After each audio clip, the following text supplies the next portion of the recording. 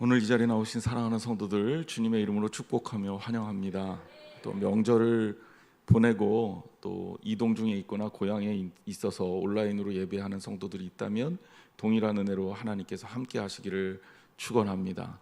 또 이 자리에 또 방문하신 분이나 우리 교회 예배에 동참하신 분이 있다면 하나님 사랑 안에서 더욱 기쁘게 교제하고 은혜 받는 시간 되기를 주님의 이름으로 축복합니다.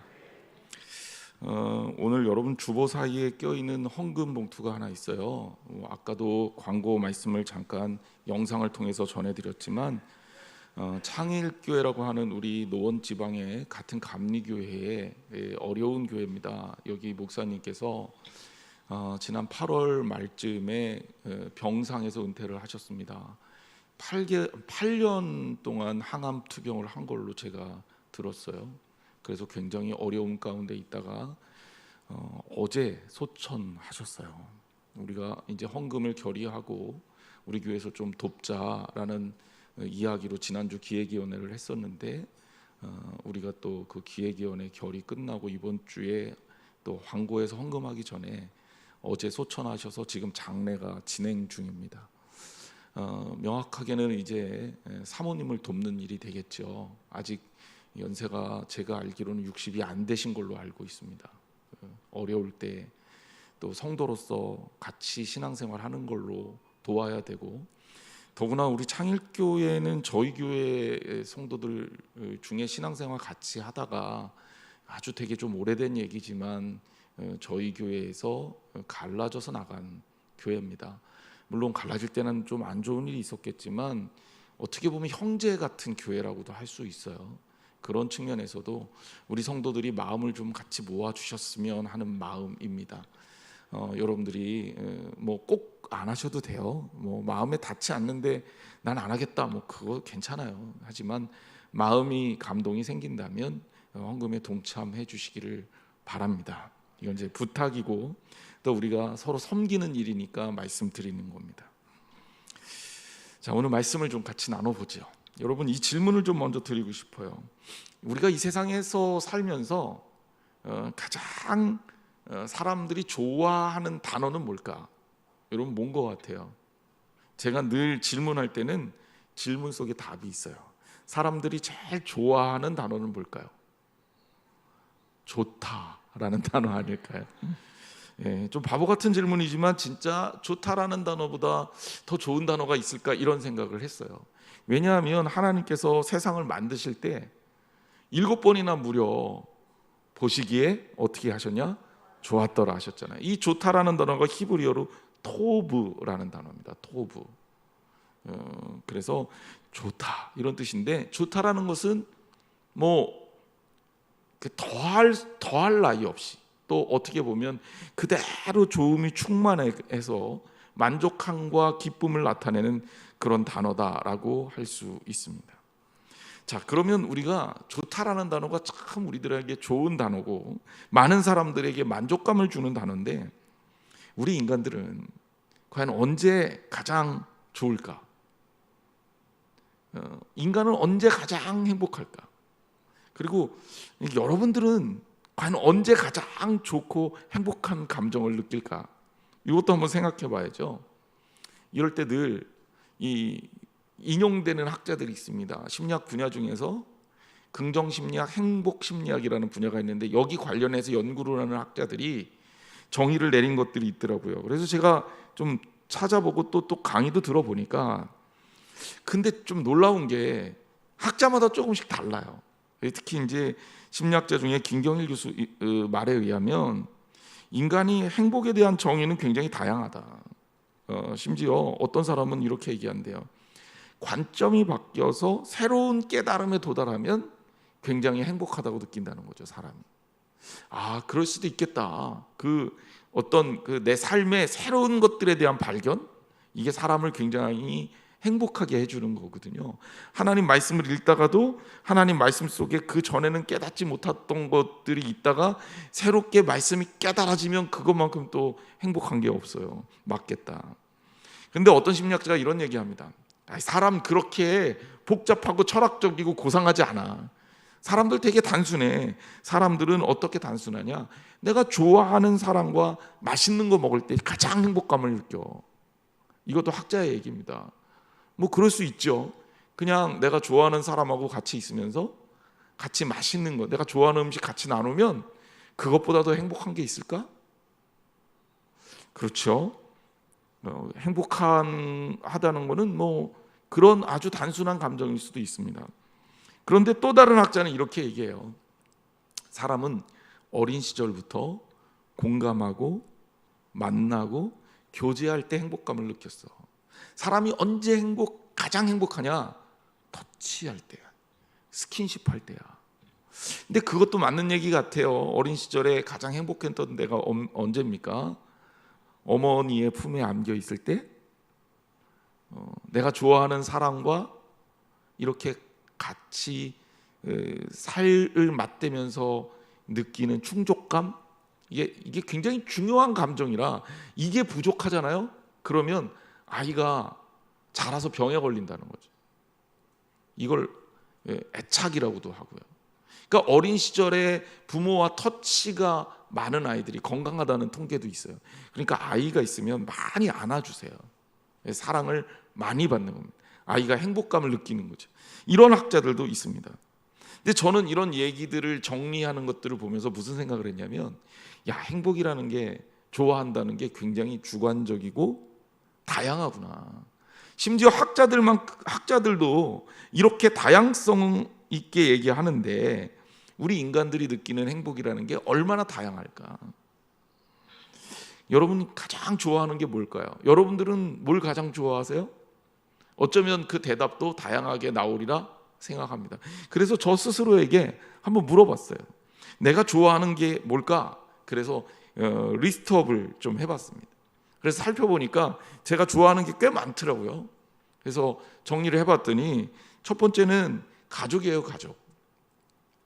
내가 관계하고 이 땅에서 살고 있는 가족들, 뭐 그리고 관계하는 우리 성도들, 내가 이걸 좋아하고 행복감을 느낀다라는 것을 알게 됐어요. 근데 내가 이제 물론 이것만 좋아하는 게 아니라 또 좋아하는 것들이 또 많더라고요. 그래서 또 찾아봤죠. 그랬더니 제가 어렸을 때부터 이렇게 무엇인가 읽고 정리하고 이런 걸 좋아했어요. 독서예요. 얘는 내가 아니지만 제가 어렸을 때 저랬다고.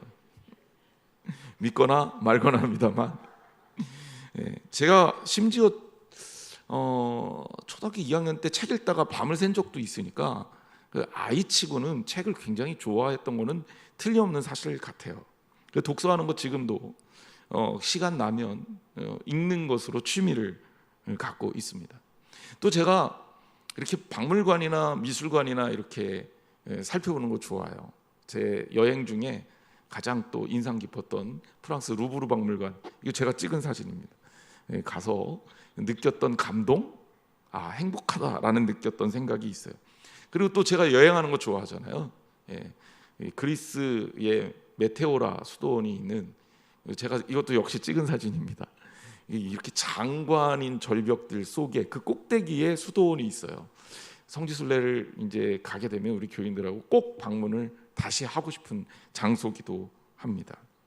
제가 운동도 좋아합니다. 그래서 뭐 테니스, 탁구, 볼링 아주 다양하게 운동하면서 어울리는 거 좋아하고요. 그리고 뭐니 해도 먹는 거 빼놓을 수가 없죠.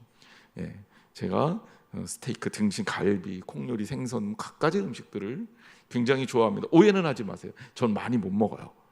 혹시 제가 신방 가서 식사하더라도 많이 못 먹는다고 우리 목사님이 나를 싫어하나 봐 이렇게 착각하지 마세요. 저는 먹는 거 좋아하지만 많이 먹는 걸 좋아하진 않아요. 왜냐하면 많이 먹고 싶죠. 근데 위가 그렇게 받아들일 만큼 크지가 않대요. 저는 위대해지긴 틀렸습니다. 농담이에요. 생각해 보니까 좋아하는 거 꽤 많아요. 여러분은 어떻습니까? 여러분들도 있겠지요. 사람들과의 만남, 맛있는 음식, 아름다운 자연, 산에 올라가는 거, 건축, 미술, 가족들과 여행하는 거, 음악 듣는 거, 연주회, 노래하는 거, 악기 다루는 거, 새로운 세계에 도전하는 거 등등.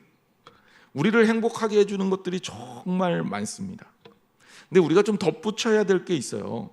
많은 사람들이 내가 좋아하는 것에 대한 관심, 이거 되게 많을 것 같은데, 실제로 사람들은 내가 좋아하는 것보다 남들이 좋아하는 것에 관심을 더 많이 보인다는 거예요. 사람들이 왜 행복하지 못하냐? 내가 좋아하는 거 하면 되는데 내가 좋아하는 거 이거 남들이 좋게 볼까?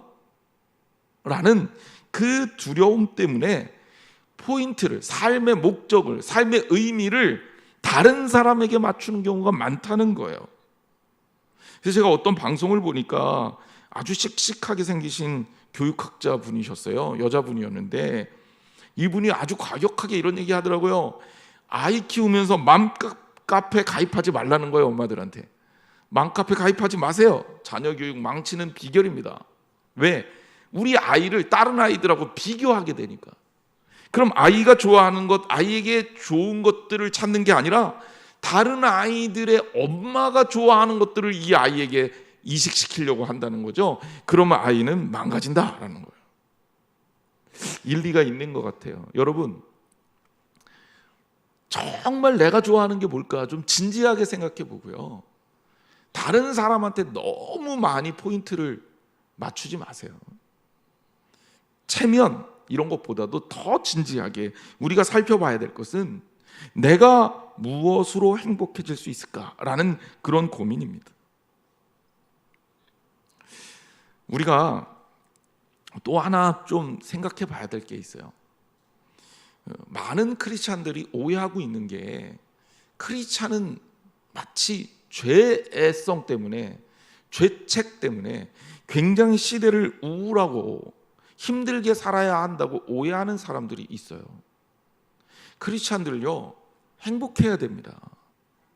크리스찬들 신앙생활하면서 기쁘고 즐거워야 돼요.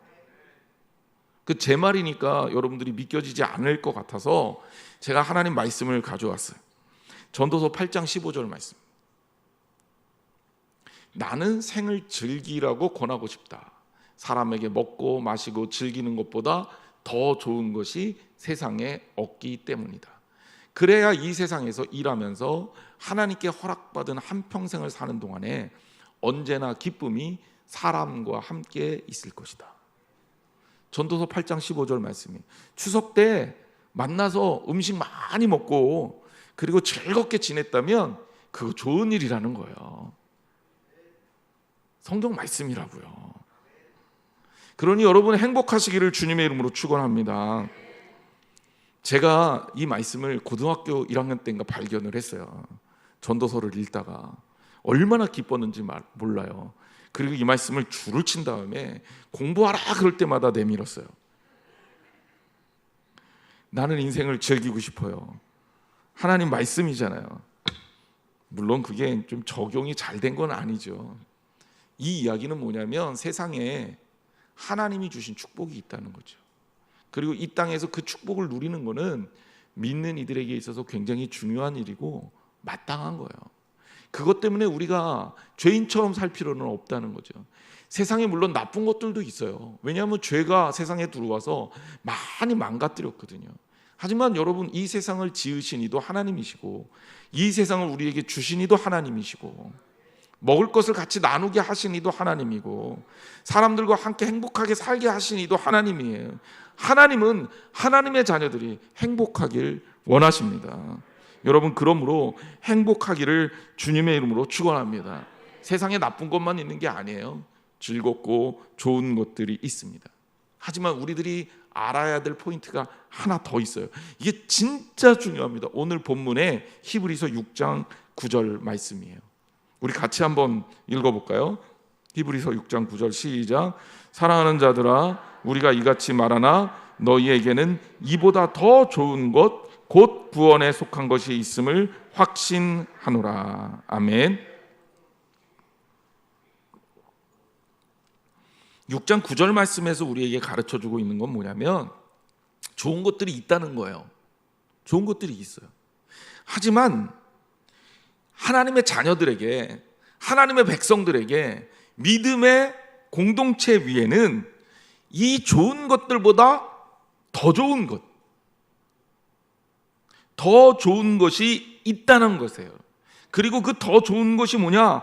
구원에 속한 것이다 라고 성경이 말하고 있는 거죠. 그런데 새번역 성경에 이 구원에 속한 것을 뭐라고 번역하고 있냐면 구원으로 이르게 하는 것이라고 번역하고 있어요. 그러니까 다시 말하자면 우리에게 좋은 것들이 있는데 이 좋은 것들은 구원에 이르게 하는 것, 구원에 속한 것, 구원과 관련돼 있는 것들이다라는 겁니다. 그러므로 여러분, 오늘 본문 말씀 우리가 해석 다시 한번 한다면 우리가 이 땅에서 누릴 수 있는 수많은 좋은 것들이 있어요. 아까 제가 얘기했던 아주 사소한 것들, 그런 거죠. 좋아하는 음식들, 좋아하는 운동들, 좋아하는 사람, 좋아하는 관계성, 좋아하는 즐거움을 추구할 수 있는 놀이, 또 행복함을 느끼게 하는 그 어떤 것, 가치, 다 좋죠. 하지만 그런 것 좋지만 그것보다 뭐가 더 있다? 더 좋은 것들이 있다. 그리고 믿음이 있는 사람들은 이 더 좋은 것들을 추구해야 된다. 그리고 이 더 좋은 것들은 구원에 속한 것이다 라는 말씀입니다. 그리고 이 다음 장면부터, 말씀부터는 더 좋은 것이 무엇인지에 대해서 설명하고 있어요. 그럼 우리도 같이 따라가 봐야 되겠죠. 그러면 성경에서 말하고 있는 더 좋은 것, 구원에 속한, 구원에 이르게 하는 더 좋은 것들은 어떤 것입니까? 첫 번째, 사랑으로 성도를 섬기는 것이다, 이렇게 말하고 있습니다. 히브리서 6장 10절 말씀이에요. 하나님은 불의하지 아니하사 너희의 행위와 그의 이름을 위하여 나타낸 사랑으로 이미 성도를 섬긴 것과 이제도 섬기고 있는 것을 잊어버리지 아니하시느니라 라고 말하고 있습니다. 10절 말씀을 그냥 다시 한번 그냥 좀 풀어서 얘기하면 하나님은 불의하지 않다, 이게 이제 첫 번째 진술이고요. 그래서 너희 행위와 성도를 섬긴 것을 잊지 않으신다. 그러니까 우리가 이 땅에서 어떠한 선한 일을 하고 누군가를 돕고 섬기면 하나님은 그거를 잊으신다, 잊지 않으신다? 잊지 않으신다. 하나님이 기억하신다는 거예요. 그러니까 얼마나 귀합니까? 그런데 그 수고와 섬긴 것은 뭐냐? 사랑으로 한 것이어야 한다라는 거예요. 그러니까 사랑으로 섬긴 것, 사랑으로 수고한 것을 잊지 않으신다는 얘기예요. 그런데 그 사랑이 어떤 것이냐? 바로 그 사랑은 하나님께서 그의 이름을 위해서 한 사랑이고 그 사랑은 성도를 먼저 섬긴 것이다 라고 설명하고 있는 겁니다. 다시 말씀을 좀 드리자면 본문은 우리가 하나님 앞에 더 좋은 것을 추구해야 되는데 그 더 좋은 것이 뭐냐? 섬기는 것이고 그 섬기는 원동력은 사랑인데 그 사랑에도 규정을 하고 있어요. 뭘 규정하고 있냐면 그 사랑의 첫 번째는 뭐냐면 그의 이름을 위한 사랑이고, 그리고 그 사랑은 어떤 사랑이냐? 성도를 먼저 사랑하시는 것이다. 좀 설명을 첫 번째부터 해보죠. 사랑의 특성은 여러 가지가 있을 수 있습니다. 하지만 우리가 해야 될 사랑의 특징은 뭐냐면 하나님의 이름을 위하여 나타낸 사랑이에요. 그의 이름을 위하여 나타낸 사랑이라는 겁니다. 즉 우리가 사랑을 하게 되면 사랑을 통해서 나의 이름이 올라가는 게 아니라, 사랑을 통해서 내가 유명해지는 게 아니라, 사랑을 통해서 누가 높아지는 거냐? 하나님이 높아지는 거다. 이거 잊으면 안 돼요. 사람들이 사랑하는 거 아는데, 그 사랑이 귀하다는 거 아는데 그 사랑이 나를 위한 사랑이면 별로 의미가 없다는 거고, 진짜 좋은 사랑은 뭐냐면 하나님의 이름이 올라가는 사랑이에요. 왜 이런 일들이 생기냐면, 왜 이것이 중요하냐면, 여러분 우리가 사랑하는 이유가 하나님 때문이기 때문에 그래요. 이렇게 생각해 보세요. 우리나라에 로미오와 줄리엣만큼 애틋하고 뜨거운 사랑 이야기가 있죠. 혹시 아세요? 견우와 직녀? 이몽룡과 성춘향? 그 사람들도 있겠지만 애들도 다 아는 거. 갑돌이와 갑순이입니다. 갑돌이와 갑순이는 사랑을 했더래요. 근데 얼마나 애가 탑니까? 둘 다 모르는 척 했더래요. 그래서 밤새 울었더래요. 얼마나 가슴이 절절합니까? 저만 그런가요? 자, 갑돌이가 갑순이를 사랑했어요. 그런데 여러분 생각해 보세요. 옆에 을순이하고 병순이가 있는데 내가 갑순이를 사랑하면 내 사랑은 누가 알아줘야 돼요? 갑순이가 알아줘야죠. 그죠? 을순이와 병순이가 내 사랑을 아무리 알아줘봐야 소용이 없어요. 그죠? 그러니까 우리의 사랑은 누구한테 꽂혀야 되는 거예요? 갑순이한테 꽂혀야 돼요. 진짜 갑순이 아니고 혹시 이름이 갑순이신 분은 없죠? 여러분 누구를 사랑합니까? 여러분의 사랑의 제1 대상이 누구예요? 하나님이에요. 잊지 말아야 돼요. 우리는 하나님 사랑하는 거고 하나님 때문에 사는 거예요. 우리가 누군가를 사랑하고 섬긴다. 신앙적으로 보면 이 사람이 좋아서 이 사람을 사랑하기 때문에도 되겠지만 보다 근본적인 이유는 하나님이 사랑이시기 때문에 그래요.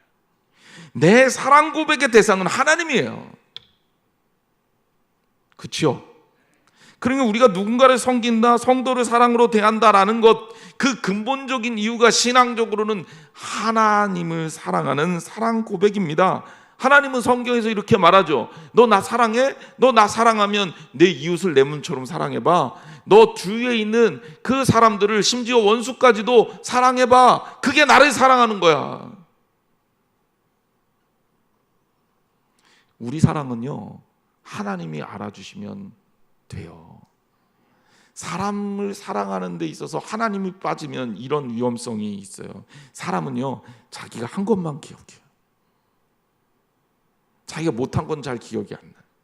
그래서 우리는 사랑하는 사람하고 싸우잖아요. 왜 싸웁니까? 내가 이렇게 사랑했는데 왜 내 마음을 몰라주냐고 핏대 세우면서 싸우잖아요. 왜냐하면 나 사랑한 거는 선명하게 기억하고 나 사랑하지 않았던 거는 자꾸 까먹거든요. 사랑받은 사람들은 또 그래요. 잘한 거, 사랑받은 것만 기억해야 되는데 못한 거, 못되게 군 것만 기억하는 거예요. 그러니까 명절날 오래간만에 만나면 좋았던 기억이 떠오르는 게 아니라 내 마음에 상처 줬던 기억들이 쑥 올라오면서 그 화기애애한 명절상에서 가끔은 다툼도 언짢음도 경험하게 되는 거지. 사람을 사랑한다는 건 그만큼 위험한 겁니다. 여러분 절대로 내가 사랑한 만큼 보답받지 못해요. 기대도 하지 마세요. 꿈도 꾸지 마세요. 사람 사랑은 그렇게 쉬운 게 아니에요. 여러분 자녀 사랑하면 자녀들이 부모가 사랑한 것만큼 부모한테 보답할 수 있을 것 같아요? 힘듭니다. 여러분도 그랬잖아요. 우리들도 자녀일 때 부모의 사랑을 100% 다 보답했냐? 그렇지 못하잖아요. 우리 자녀들도 우리한테 그럴 거예요. 남편과 아내가 결혼해서 살아요. 사랑한다고 고백하고 살아요. 그런데 인생 끝에 나는 사랑받은 게 훨씬 더 많은 것 같아 라고 생각하는 사람 별로 없더라고요. 말은 그렇게 해도 속으로는 내가 더 잘해줬지 뭐, 이만하면 됐지 뭐, 그렇게 얘기한다고요. 사람은요 사랑할 때 되게 위험해요. 왜냐하면 사랑이라는 것은 나를 희생하고 내 감정을 다 쏟는 거거든. 그런데 상대방은 그걸 몰라요. 상대방이 내가 쏟은 사랑을 100% 다 이해하지 못해요. 그걸 다 알지 못해요. 그래서 내가 베풀고 사랑한 것을 보답받으려면 어렵다니까요. 근데 사람은 보답이 없는 사랑엔 상처받습니다. 그게 사람이 인간관계를 할 때 기본적으로 갖는 상호성의 원리예요. 남들한테 준 만큼 받으려고 해요. 안 주면 상처받아요. 여러분 사람을 사랑하는 것은 상처받는 일입니다. 어려운 일입니다. 힘든 일이에요. 그런데 이 사랑을요, 사람을 사랑하니까 문제가 되는 거예요. 사람에게서 그 사랑을 돌려받으려니까 문제가 되는 거예요. 여러분, 우리 사랑은 하나님의 이름을 높이는 겁니다. 우리의 사랑의 근원은 하나님으로부터 온 겁니다. 그러므로 여러분, 사람한테 보답받으려고 사랑하지 마세요. 사랑은 그렇게 하는 게 아닙니다.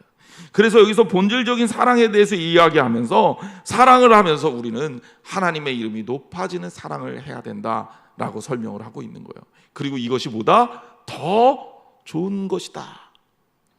두 번째는 사랑의 방향이 있어요. 무슨 얘기냐? 어떤 사람들이 그래요. 저 멀리 있는 누구는 사랑하면서 TV에 나오는 연예인들은 와 내가 저 사람 정말 사랑해. 이거 연세가 드시면 좀 별로 그런 성향이 좀 줄기는 하지만 그렇게 누군가를 사랑한다고 추앙한다고 그렇게 말하면서 정작 자기 가까이 있는 사람들한테 막 해요. 여러분 이거 제대로 된 사랑 아니에요. 멀리 있는 어떤 존재는 내가 사랑할 수 있겠다, 내가 사랑한다고 말하면서 가까이 있는 사람들은 사랑을 못한다? 내가 오늘 내게 주어진 사랑의 기회를 다 놓쳐버린다? 오히려 그 사람들은 더 미워하고 갈등 생기고 그리고 못된 짓 하고 서운하게 하고 그렇게 한다? 이거는 하나님이 말하는 사랑이 아닙니다. 사랑은요 꼭 뭐 같냐면 연못에다가 돌 던지는 거랑 비슷해요.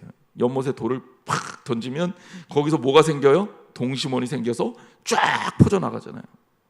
가까운 데부터 멀리까지 퍼져나가는 거예요.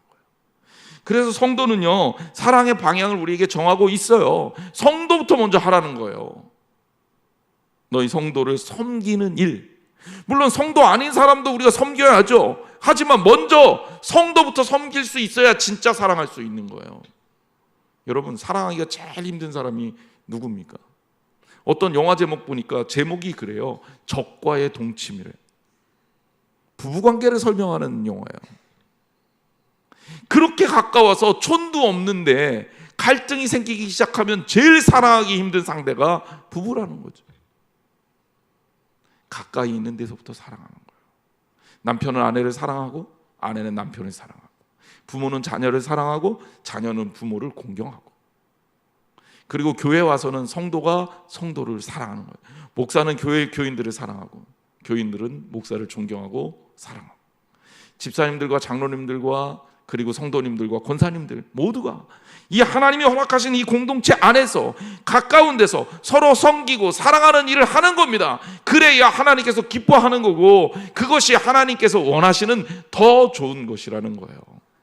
사랑의 원리를 꼭 기억하세요.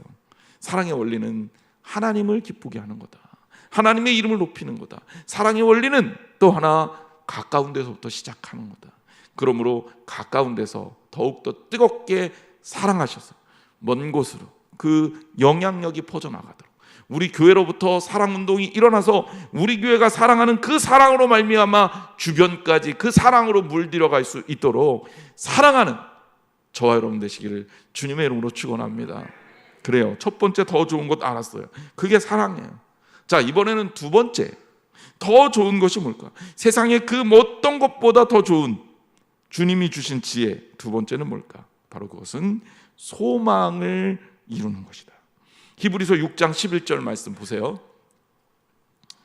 우리가 간절히 원하는 것은 너희 각 사람이 동일한 부지런함을 나타내어 끝까지 소망의 풍성함에 이르러 그랬어요. 바울은 아예 여기에다가 우리가 더군다나 간절히 원한다라는 수식어까지 붙이고 있어요. 그런데 그것이 뭐냐? 소망의 풍성함에 이르는 것이다. 소망을 이루는 것이다. 새번역 성경에 그렇게 번역되어 있습니다. 소망을 갖는다는 것은 삶의 의미를 만드는 과정이에요. 여러분 생각해 보십시오. 내일 여러분들이 재산이 다 빵이 돼, 빵. 믿고 싶지는 않겠지만 그렇다고 가정하자고요. 실제는 아니니까. 내일 여러분들이 집이 몇 채가 있든 재산이 얼마가 있든 다 상관없이 여러분들 내일 다 거지가 된다고 전제해요. 재산이 빵 한 푼도 없어. 다 제로. 자, 그럼 오늘 돈 벌 거예요? 돈 안 벌 거예요? 그렇죠. 지혜가 있는 사람은 절대 돈 안 벌죠. 내일 지구가 망해도 나는 한 그루의 사과나무를 심겠다는 스피노자니까 하는 거고 우리는 그렇게 안 살죠. 내일 돈이 하나도 없어지는데 오늘 돈을 뭐하러 모아요? 오늘은 뭐 해야 돼요? 있는 돈 써야죠. 그죠? 있는 돈 써야지. 그게 얼마가 됐든지 오늘 다 써버리는 거죠. 그래야 후회가 없을 거 아닙니까? 자, 이제 반대 경우를 얘기해 볼게요. 여러분들 내일 여러분들이 가진 돈이 1000배가 될 거예요. 1000배. 재산이 얼마가 됐든지. 그러면 오늘 뭐 해야 돼요? 돈 써야 돼요? 모아야 돼요? 돈 모아야죠. 악착같이 모아야죠. 그래야 100원을 벌으면 얼마가 돼요? 1000배면 10,000원인가요? 그렇죠? 아니면 몰라요. 네. 그러니 여러분 10,000원 벌면 10,000,000원 되는데 오늘 벌어야죠. 100,000원 벌면 1억 되고 오늘 벌어야지. 내일 엄청난 기적이 일어나는데. 자, 제가 이 이야기를 왜 하느냐? 여러분 잘 생각해 보세요.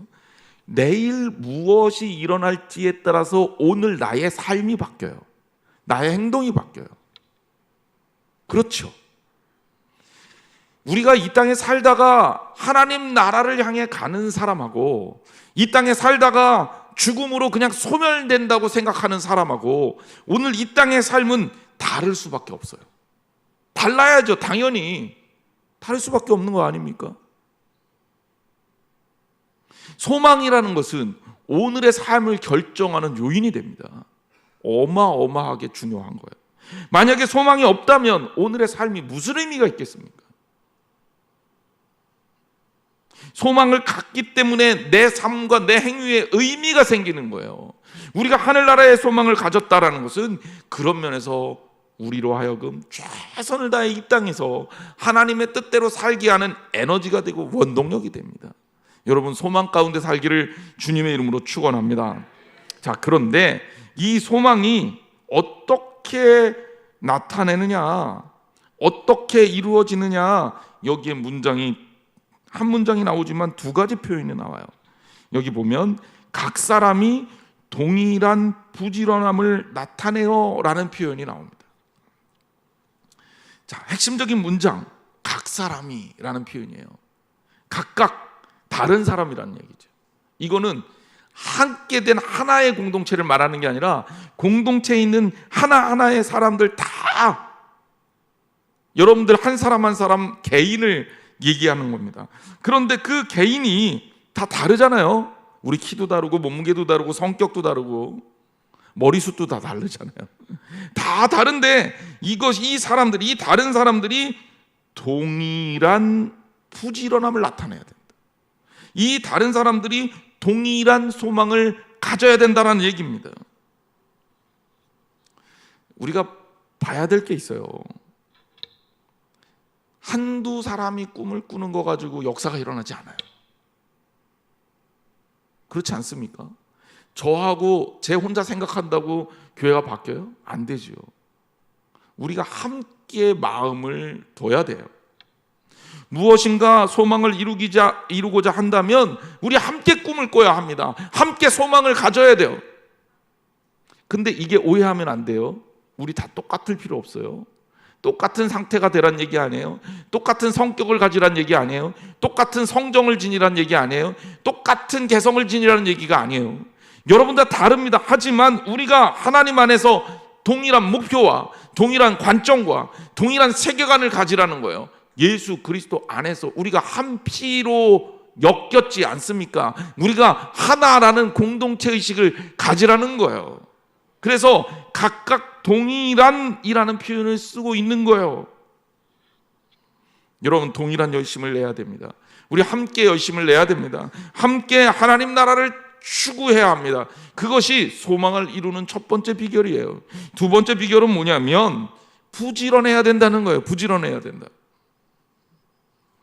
나 하나만 아니고 동일하게 부지런해야 된다. 열심을 동일하게 내야 된다. 무엇을 하고자 할 때 열정이 없으면 일을 끝까지 할 수가 없습니다.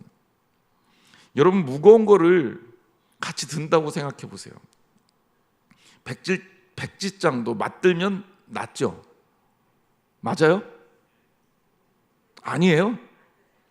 궁금하시면 한번 들어보시면 되는데, 제가 어렸을 때 이제 수박을 장에서 시장에서 사오면 어머니하고 이제 같이 가게 돼요. 그러면 동생하고 저하고 이제 2살 터울이니까 우리가 수박을 들고 옵니다. 근데 어린애들이 들기에 수박이 무겁잖아요. 수박이 무거운 건 한 10kg짜리도 있단 말이에요. 물론 우리가 그렇게 큰 수박을 사오는 건 아니지만 그래도 수박이 꽤 무거웠다고요. 그래서 집에서 시장까지 한 20분에서 30분은 걸어야 되니까 꽤 먼 거리인데 이거를 이제 들고 오다가 어머니는 힘드시니까 동생하고 저하고 드는 거예요. 수박을 이렇게 나눠서 들어요. 수박 그 있잖아요. 그 끈. 자, 그럴 때 머리를 서로 씁니다. 내가 이렇게 아래로 살짝 내려서 힘을 빼잖아요. 그러면 나는 좀 가벼워. 대신에 제가 좀 고생하는 거죠.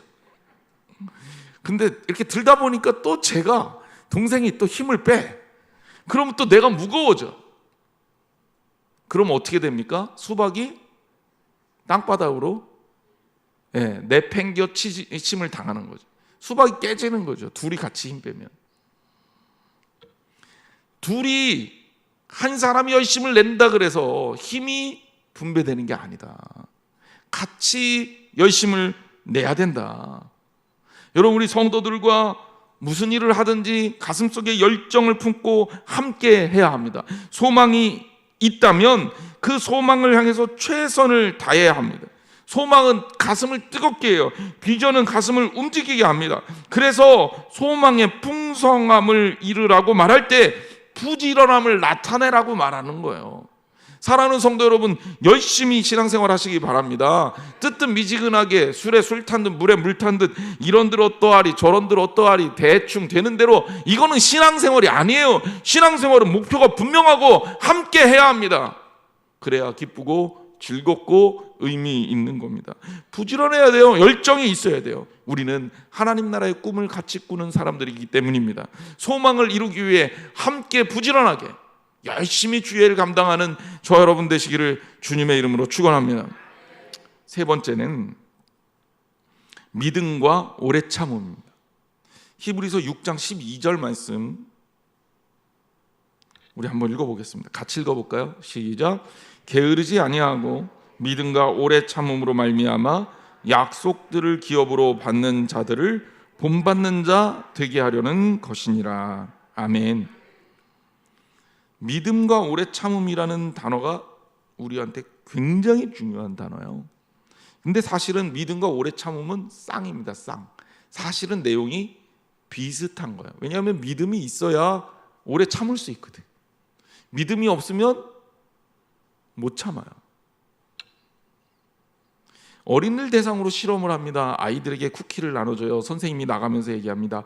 얘들아, 선생님이 이따가 저녁 때 올 텐데 올 때까지 이 쿠키 안 먹고 있으면 선생님이 더 좋은 걸로 줄게, 이러고 나갔어요. 그리고 관찰 카메라, CCTV 이런 걸로 아이들의 행동을 살펴봅니다. 선생님을 믿는 아이들, 더 좋은 걸 준다는 확신을 가진 아이들은 쿠키를 안 먹기 위해서 갖은 애를 씁니다.